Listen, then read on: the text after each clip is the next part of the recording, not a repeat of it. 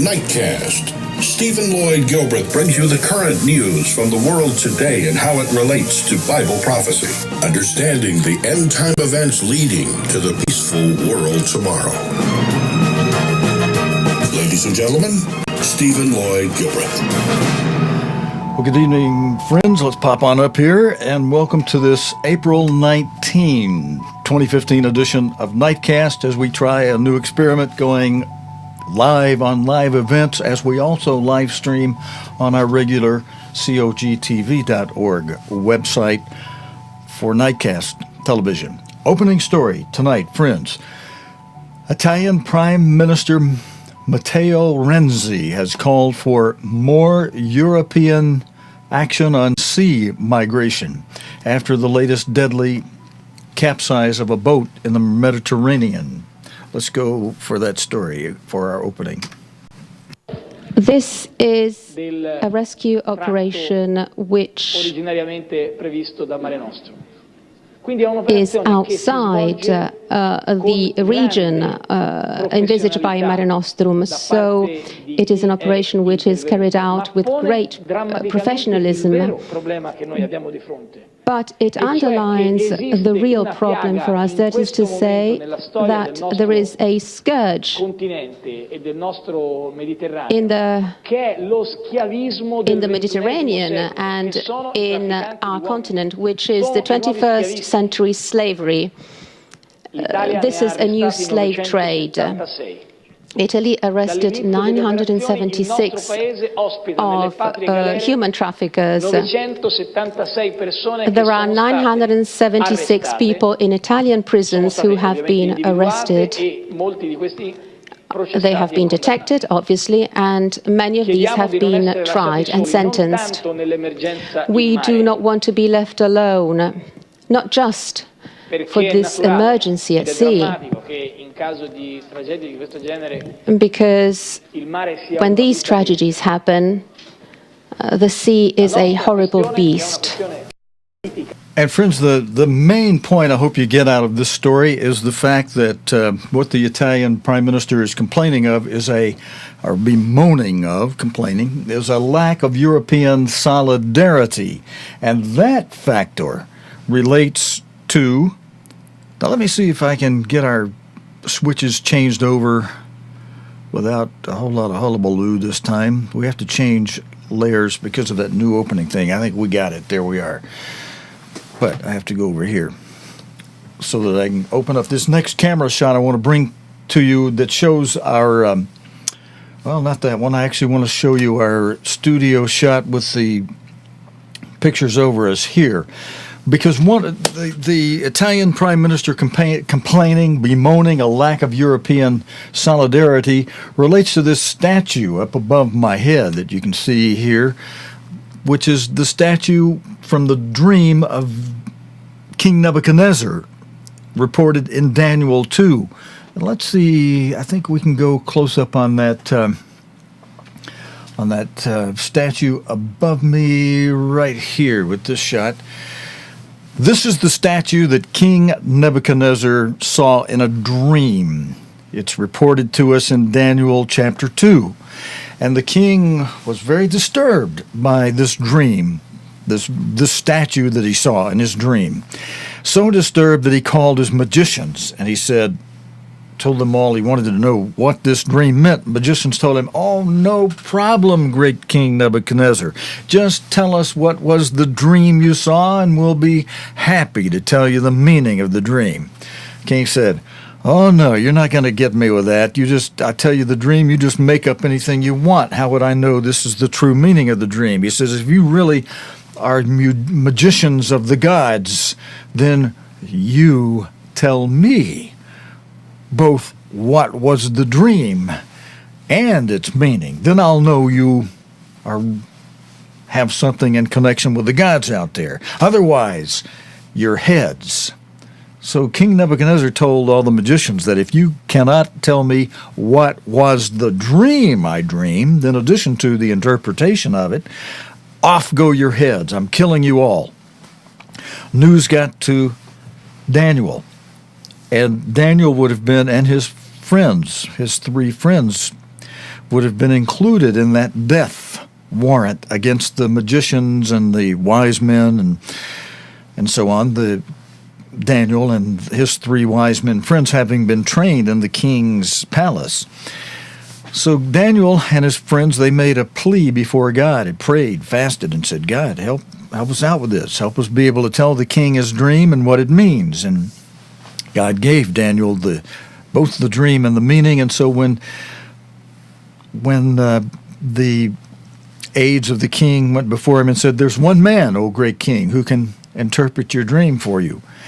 He said, well, bring him before me. And they brought Daniel before him, and the king said, well, I understand you can interpret my dream. And Daniel said, oh, no, not me, O great king, but there is a God in heaven who gives these dreams and who can tell the king the meaning of the dream. And so Daniel commenced to tell the dream, the meaning of the dream to the king, starting with the head of gold, explaining to King Nebuchadnezzar that you, O great King Nebuchadnezzar, are this head of gold on this statue. You, a world-ruling kingdom, and an empire that God has given you and made you the head of, a world-ruling empire.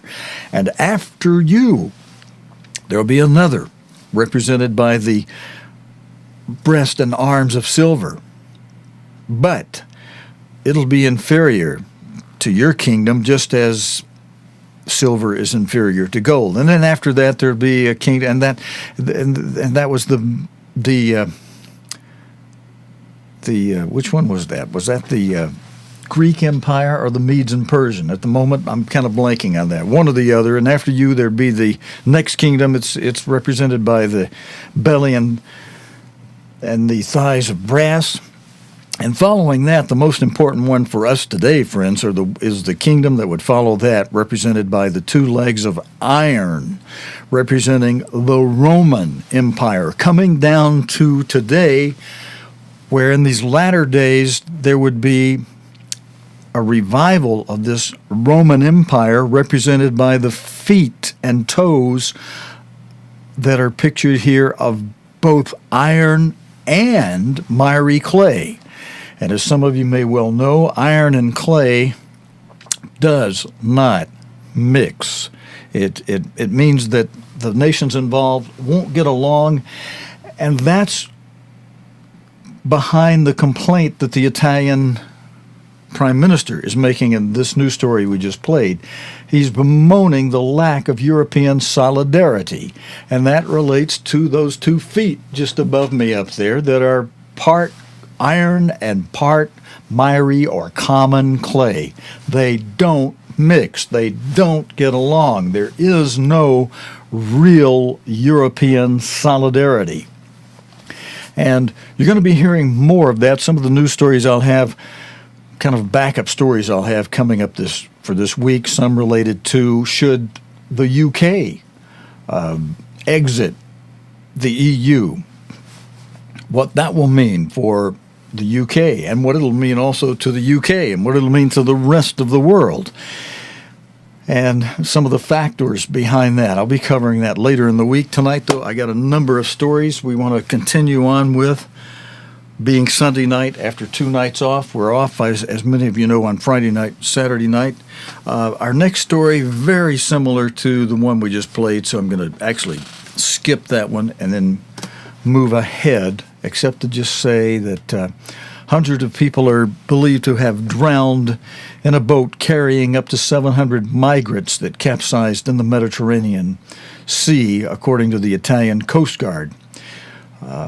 And that's part of that story that we were just reading, or just played the video on for the opening story tonight. Now, another story related to Europe. Bulgaria is the poorest EU country, but there is one industry which shows constant and rapid growth. So can the only booming sector in a Bulgarian poor economy elevate the country out of poverty and turn it into a Silicon Valley of Europe? That's the question for this next story, friends. We are the new carpenters, we are the new gardeners, we create the new world. I'm Petko Karamochev and I'm Bulgarian IT entrepreneur. We're in the Sofia Polytechnic Museum.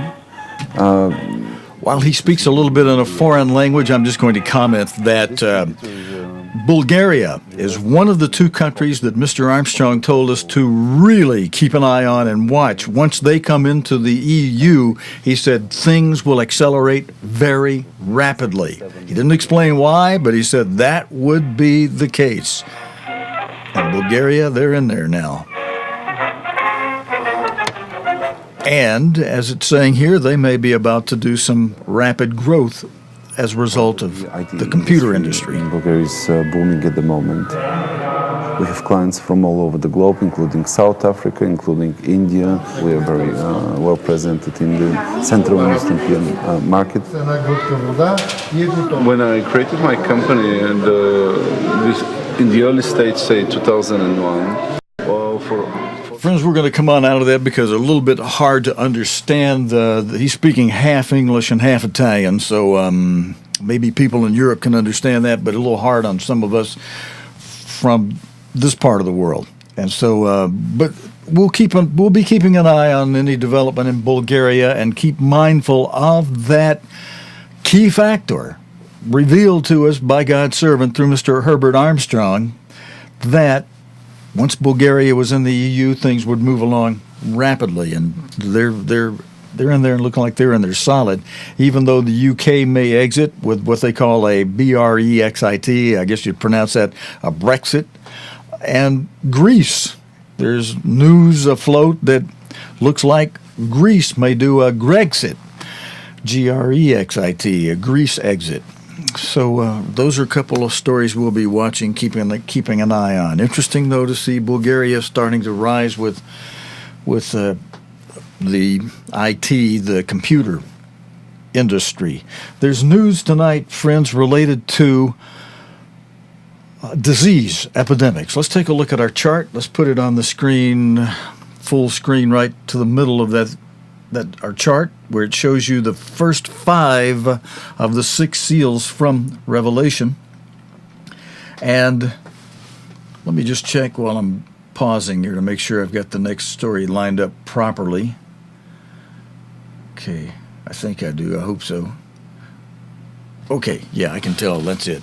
All right, now, I wanted to put this on the screen and have you count over 4 to the 4th seal, the 4th column, where we've got the number 4, the word pale. In Revelation, the 4th seal is depicted as a pale horse. Some of you know that already. The rider of that horse is named Death, and Jesus Christ described, and it's said that alongside this pale horse and its rider named Death is Hades, hell, the grave, that just follows on the heels along with this pale horse and its rider named Death. And Jesus Christ described the activities of this pale horse and its rider named Death as primarily being loimos, the Greek word meaning disease epidemics, pestilence, the plagues of Egypt. Christ also said that between the 3rd seal and the 5th seal there would be seismos, a whole lot of growing seismic activity, commotions in the air, gale force winds of all kinds, tornadoes, hurricanes, typhoons, etc., and commotions on the ground, such as earthquakes, tsunamis, volcanic eruptions, wildfires, floodings, commotions on the ground. And Christ said there would be, in Matthew 13, he said there would be terike, trouble, roiling waters, troubled waters, both literally and figuratively. Figuratively as mobs and seditions, roiling waters. And related, though, to the primary thing that Christ said would occur with this 4th seal that we'd see escalating, as we see it escalate, he said he compared it to recognizing that summer is nigh when you see the branches of the trees become tender and the little buds start to spring out. When you see these seals really get active, he said, no, the kingdom of God is near, and the kingdom of God is preceded by the fifth seal, which is the next major thing to happen in prophecy, the mega trouble, the great tribulation, as Christ called it in plain language in Matthew 24. But back to this fourth seal. This fourth seal really, our next story, 130 people have died in an outbreak of dangerous fever in Sao Paulo. More than 460,000 cases have been reported this year so far. The disease is spread by mosquitoes, and the epidemic is blamed on wet weather and storing contaminated water at a time of water shortage across the country. Peter Dobby has this report. The most efficient way to spread the word is to go door to door, tannoying and talking to people, telling them that mosquito breeding sites can be anywhere. Government workers are checking locations where they think they might find the larvae of mosquitoes that spread the disease. Year on year, the rate of infection has gone up threefold. That's a worrying development. So far this year, we have had 30,000 reported cases and 8,000 confirmed cases. We have seen an increase of 2.5 to 3 times more than last year. For some people, the hunt for the infected water has come too late. They are already suffering the symptoms. I've got dengue. For 3 days I've had joint pain. I can't eat. I cannot stand up. I've been feeling bad. There is some hope around the corner. Scientists point to success in using genetically modified mosquitoes in the wild. That means the mosquito's life cycle is normal, but crucially, they can't pass on dengue fever to human beings. We have the first mosquito tested in Brazil that was produced in England and belonged to the genetically modified Andes aegypti project. These mosquitoes were released in Bahia State and the population of mosquitoes decreased.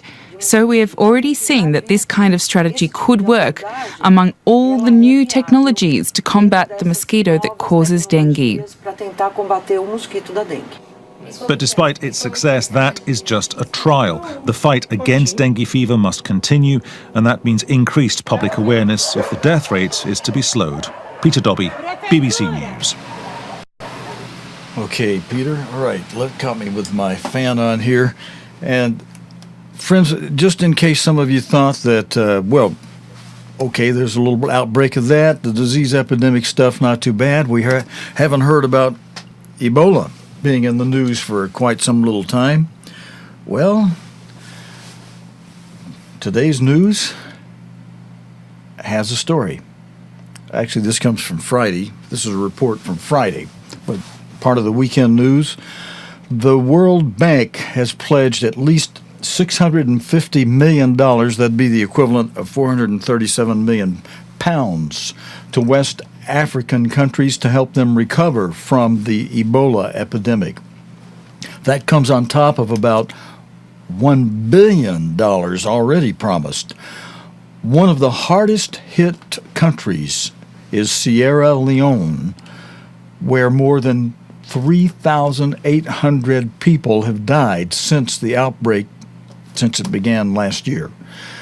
The number of new cases now is declining, and schools have reopened for the first time in months. But the Ebola crisis has devastated the country's economy, and Sierra Leone is now facing a deep recession. Sierra Leone President Ernest Bai Koroma talked to the BBC's Catty Cave, while in Washington to discuss the crisis with President Barack Obama and other world leaders. Mr. President, the number of infections in Sierra Leone is now coming down. What is the situation in your country? Describe some of the steps of recovery that you're seeing. Indeed, the number of infections have come down substantially. By mid-November, we were experiencing 550 new cases per week. But last week, we are now at 7 cases per week. But I believe this is happening because we have put together a good structure that is now coordinating the fight. We have increased the capacity of the treatment centers. We have increased the number of laboratories. And we're starting to see the impact on the population. I understand that children in Sierra Leone went back to school this week. Indeed. How long were they shut for? Well, since last September. It's been a while. So children have lost a lot of the school year. That is why there is a lot of catching up to do. But we have to ensure in the first place that the schools are safe, the children and the teachers can go through and adhere to Ebola protocols. The loss of the academic year, of course, is only one of the impacts that the Ebola crisis has had on your economy. You came out of a decade of civil war. The Sierra Leonean economy wasn't strong anyway. How much has it suffered because of this Ebola outbreak? Well, it has. We lost a good number of the activities. Our projected growth in 2014, that was 11.3%, ended up at 4%, and we are projecting about 2-3% growth for this year. And this is the kind of effect it has had on the economy. And directly we have had companies shutting down, mining companies, the tourism has substantially gone down because the flights in the country have been cancelled, and we only have 2 international flights that are in and out. So it has had a devastating effect on the economy.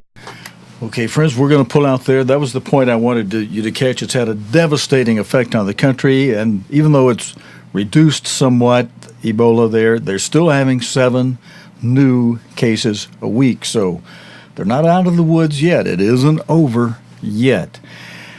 Friends, there is a cause and effect for these things. God tells us in Leviticus 26 and a parallel chapter in Deuteronomy 28 that there are blessings and there are cursings.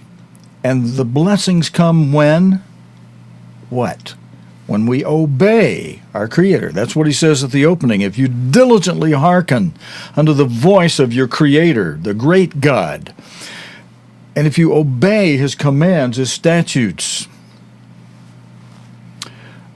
his voice, and, well, there's something else in there. Since my brain is having a little senior moment, let me just flip there.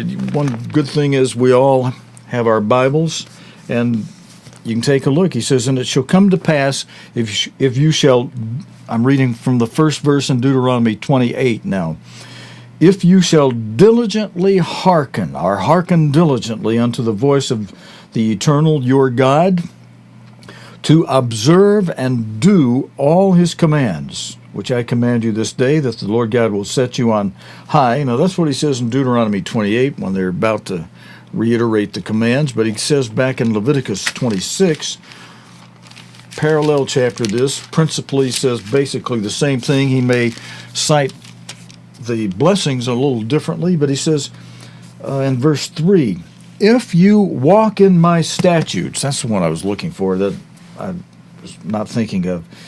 If you walk in my statutes and keep my commands and do them, and in verse 2 he says, you shall keep my Sabbaths and reverence my sanctuary. I am the Eternal. He says then in verse 4, I will give you rain in due season. That's just one of many wonderful promises that God makes for obeying him. In the middle part of the chapter, he says, on the other hand, if you don't obey me, you get just the opposite of the blessings, you get cursings. But let's put our focus and attention on the blessings for a moment. He says, I'll give you rain in due season. Now, the opposite of that, if you're under a curse, you won't get rain in due season. When you do get rain in due season, that means you're not getting drought and you're not getting floods. Because rain in due season means just the right amount of rain. Not too little not too much. Too little meaning drought, too much meaning floods. You're getting rain in due seasons. So there's a lot you can understand in that poetic phrasing. Rain in due season. Not too little drought, not too much flood. And when you get sufficient rain, good fresh rainwater cleans up and clears up things and can help you overcome some problems if you're not dealing with your sewage properly.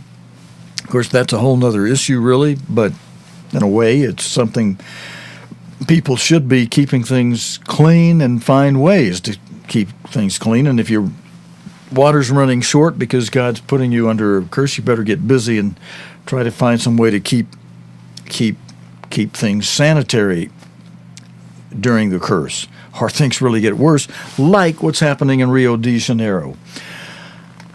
Tons of dead fish are being removed from a lake, which is due to host rowing and canoeing events at the 2016 Olympic Games. Local politicians say it's a natural phenomenon, but many scientists say it's the result of pollution and waste. Wire Davies has this report. The smell is almost unbearable, and the sight of so many dead fish in Rio de Janeiro's Rodrigo de Freitas Lagoon is embarrassing for a venue which is due to host rowing and canoeing events at next year's Olympic Games. The company in charge of the cleanup says that more than 37 tons of dead fish have already been removed, but in some areas, a white carpet of dead and dying fish is still clearly visible. Rowers training on the lake this week were having to pick their way through the tide of rotting fish, and many complained of feeling sick afterwards. For us, the smell is the worst, which we have to breathe. Sometimes we get headaches and feel nauseous. It really bothers us. Today we trained for an hour and 50 minutes. Imagine 1 hour and 50 minutes smelling this.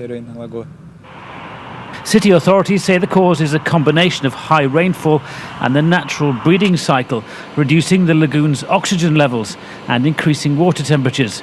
But many scientists and environmental campaigners disagree. They say the city's notorious pollution problems and uncontrolled levels of sewage in the lagoon are the real reasons for the unpleasant spectacle. There are small measures for recovering the natural scenario where the Olympics will take place.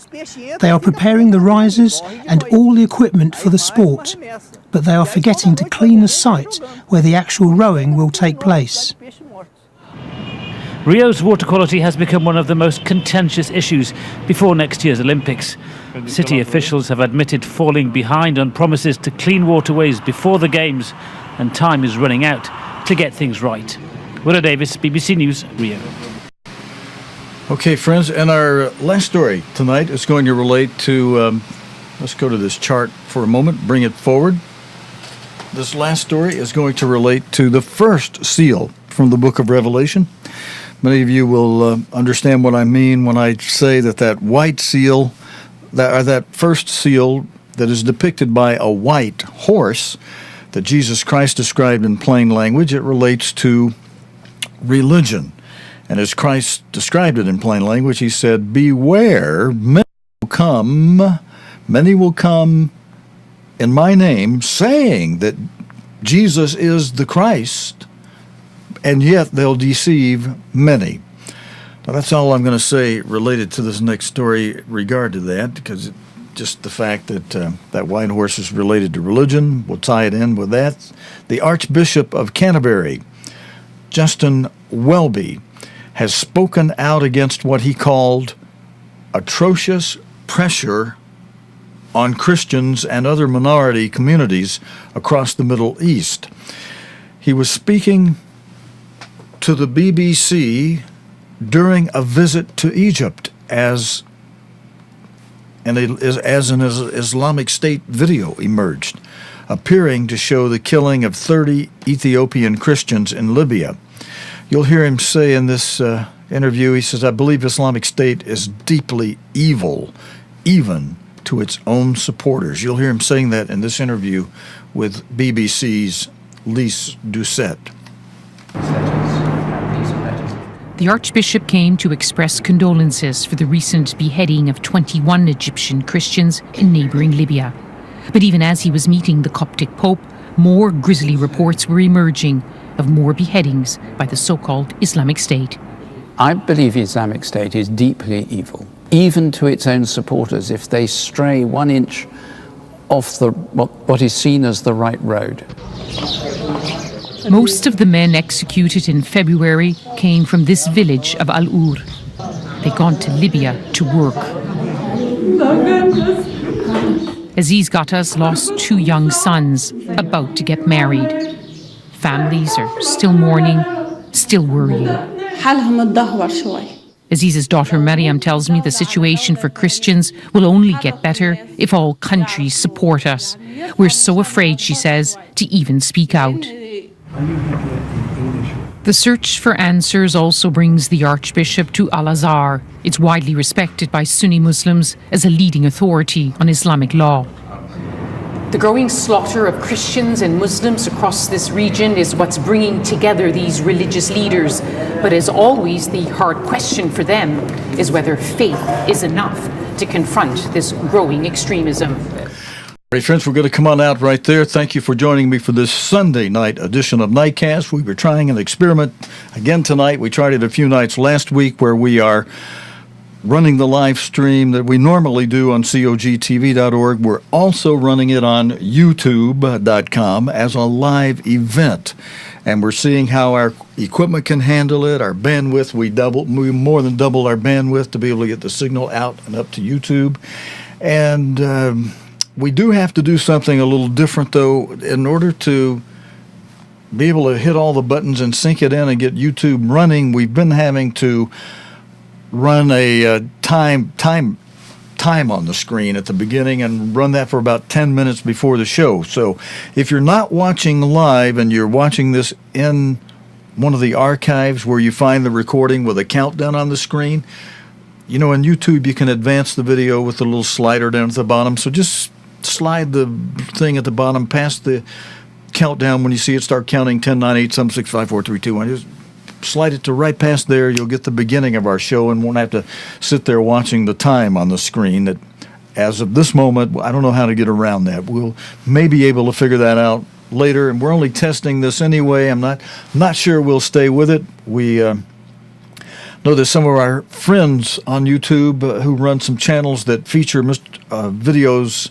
of the World Tomorrow program with Mr. Herbert Armstrong hosting, have been finding themselves subject of content ID copyright infringement claims by a Dr.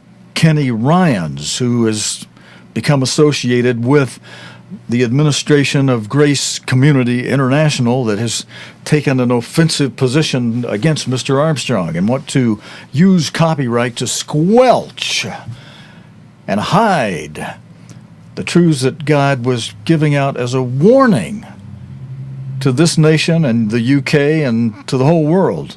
Warnings that appear in Leviticus 26, Deuteronomy 28, that I'm telling you, if we don't obey our great God, our Creator, we are subjecting ourselves to blessings. We get blessings if we obey, but if we don't, we subject ourselves to just the opposite of those blessings, to cursings, with the ultimate going to what God warned through the prophet Ezekiel in chapter 6, verse 6 of Ezekiel. Ezekiel 6:6, easy to remember. He says, if you continue to disobey me after I warn you, I will lay all of your cities waste. He says it this way. He says, all your cities will be laid waste. Let me flip there and just read that to you directly out of Ezekiel.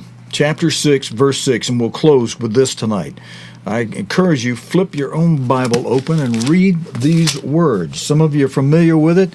Get yourself reviewed on it, because one day you may wake up with all the cities around you laying waste.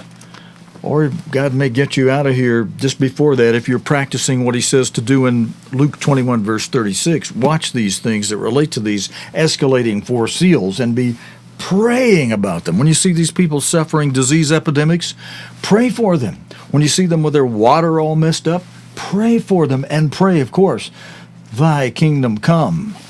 Because if men don't repent, these kind of conditions and curses will not only continue, God will increase them 7 times. And if men still don't repent, then to Jacob, the time of Jacob's trouble, verse 6, chapter 6, Ezekiel, in all your dwelling places, O Jacob, with the sons who take the name of Joseph, Ephraim in the United Kingdom, and Manasseh, the modern-day descendants of the United States, in all your dwelling places, the cities shall be laid waste. That's it for the Sunday Night Report, friends. Let's try to obey our Creator.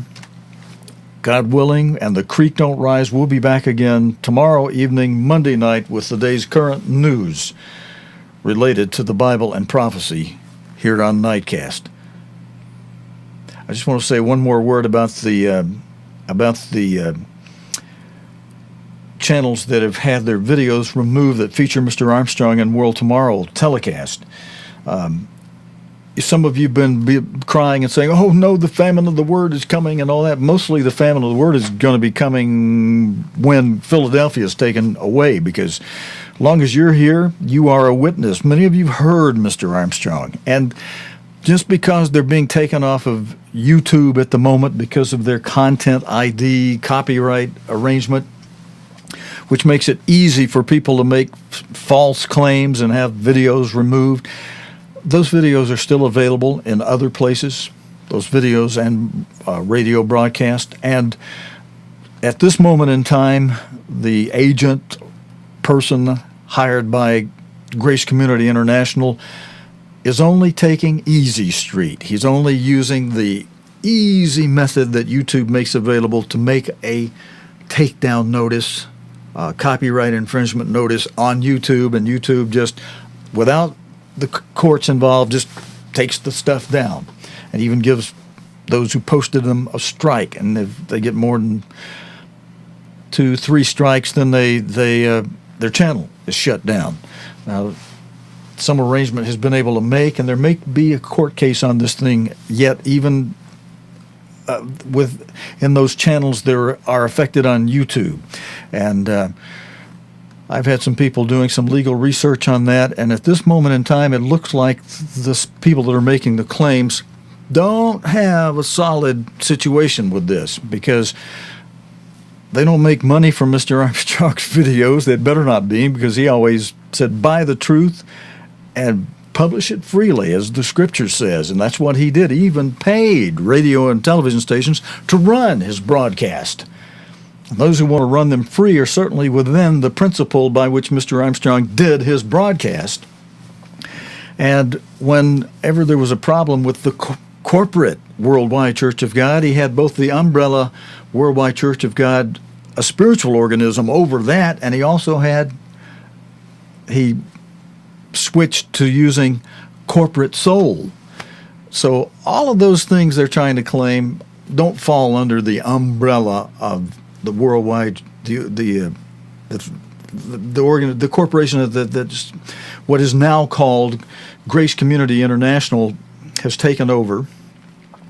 It was given to them, but given to them in trust that they would be loyal to the truths God gave us through Mr. Herbert Armstrong. They have betrayed that trust. And just like the principle involved in tithing, as Mr. Armstrong taught in the booklet, Ending Your Financial Worries, he says, 100% of the money you earn belongs to God. In his word, he says, everything, he made everything belongs to him. He says, when you give him back his first tenth, then you get to keep the other 9/10 and use it as you please. But he says, if you don't give him back his first tenth, you're not really entitled to the other 9/10. So by that principle, those who were entrusted to continue the truths that God gave us through Mr. Herbert Armstrong, those who betrayed that trust are not entitled to the assets given with that trust. That includes a lot of the stuff they sold off. They're not really entitled to that, and they're certainly not entitled to the truth that God gave through Mr. Armstrong that he broadcast. If they're going to try to use the copyright to squelch and hide those broadcasts, they're definitely not entitled to copyright protection over it. Well, those are legal things, but I wanted to comment on that because that's fresh. That began to happen last week on April 15. And I know some of you have been bemoaning and lamenting, oh no, we won't get to hear Mr. Armstrong's broadcast anymore. Oh yes, you will. There are other ways, and things are behind the scenes going on even right now to make those videos very available to you, although you won't find them on YouTube for the time being until some court cases are able to go. And of course, even that, we need to be fasting and praying and asking God, what do you want? But at this moment, after I did a day of fasting, the answer came booming in my head. Hey, this is not the famine of the word of Mr. Armstrong's words yet. Because there's all of us, and even his recordings can be and are and will become available even more on other media other than YouTube, which so easily cuts things off when people wrongly make, even when they wrongly make, copyright infringement, takedown notice claims. So I just wanted to encourage some of you that are saying, oh, no, we don't get to see those anymore. Yes, you will. Just maybe not on YouTube, but there'll be other channels and video outlets set up that will be able to play videos just as good, if not better, than YouTube. Maybe I should say just as good, because YouTube does work very, very effectively. But in order for those people making those copyright infringement claims to get them off these other channels, they will have to file lawsuits. They won't be able to just make a paperwork bash to YouTube and have them slammed off. So I hope that's some encouragement to you. And there are other ways we can get those videos around to you too, friends. So hang in there, keep the faith, and obey your Creator, both those of us who know we should, and I say that to anyone else listening who's wondering, why all this trouble around the world? The answer, we keep giving it to you. Read it in the 2 chapters I mentioned to you, Leviticus 26, Deuteronomy 28. The answer's right there. Obey the voice of your Creator, diligently hearken to His voice, keep His commands, His statutes, and He'll bless you in the ways He names in those 2 chapters, both individually and as a nation. 5 of you as a nation, 5 of you will put 100 to flight, 100 of you will put 10,000 of your enemy to flight. All right, friends, a little overtime. Thanks for joining me this Sunday night. Again, God willing, Creek Don't Rise. We'll be back again Monday night with the day's current news related to the Bible and prophecy here on Nightcast. Until next time, your host, Stephen Lloyd Gilbreth, saying good night. So long, friends. You have been watching Nightcast with Stephen Lloyd Gilbreth. Nightcast can be seen Sunday through Thursday nights here on cogtv.org. Tonight's program is also available anytime on demand in the cogtv.org video archive.